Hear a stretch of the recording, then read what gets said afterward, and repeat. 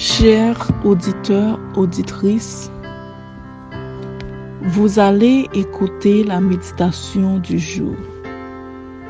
Vous recevrez une puissance Ellen White. Les goûts changent, 14 février. Que vous abandonniez la conversation passée du vieil homme qui est corrompu par ses convoitises trompeuses.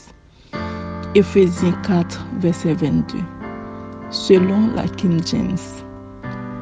Jean a déclaré: la lumière, Christ, brille dans les ténèbres, c'est-à-dire dans le monde, et les ténèbres ne l'ont pas accueilli. Mais à tous ceux qui l'ont reçu, elle a donné le pouvoir de devenir enfants de Dieu, à ceux qui croient en son nom, et qui sont nés du sang, ni de la volonté de la chair, ni de la volonté de l'homme, mais de Dieu. Jean 1er, verset 5, 12, 13. La raison pour laquelle le monde incrédule n'est pas sauvé, c'est qu'il a refusé de se laisser éclairer.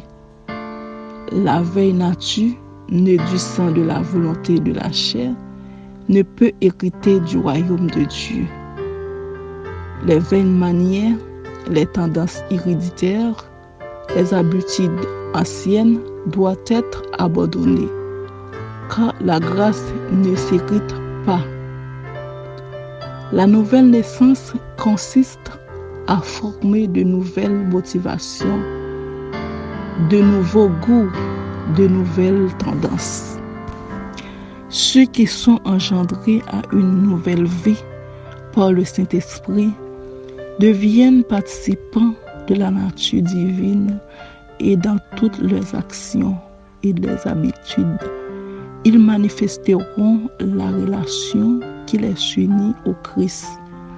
Quand les hommes qui prétendent être chrétiens gardent tous leurs défauts de caractère et de tempérament, en croire les situations diffèrent, telles de celles de mondains, ils n'appréciaient pas la vérité dans ses fonctions de sanctification et de purification.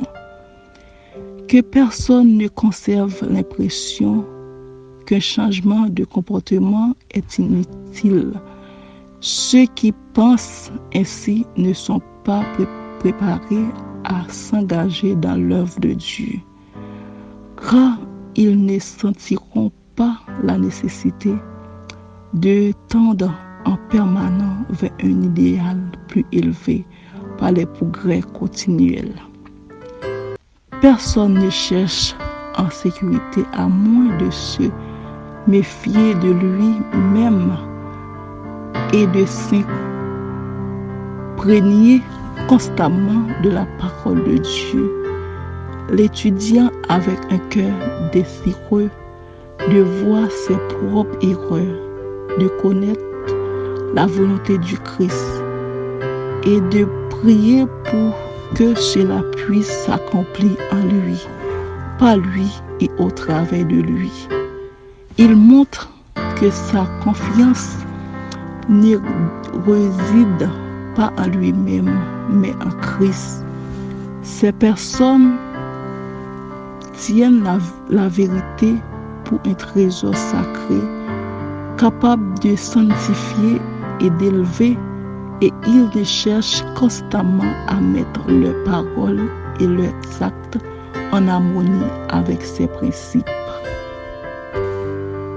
Ils tremblent, craignent que le moi soit idolâtré et qu'ainsi le défaut soit reproduit en eux. Ceux qui se confient en eux, ils cherchent en permanence à soumettre le moi, à mettre de côté tout ce qui en sera l'émanation et de combler la place par la douceur et l'humilité du Christ. Ils gardent à Jésus grâce à sa mesure, recueillant de la lumière et grâce afin de le répandre sur l'autel.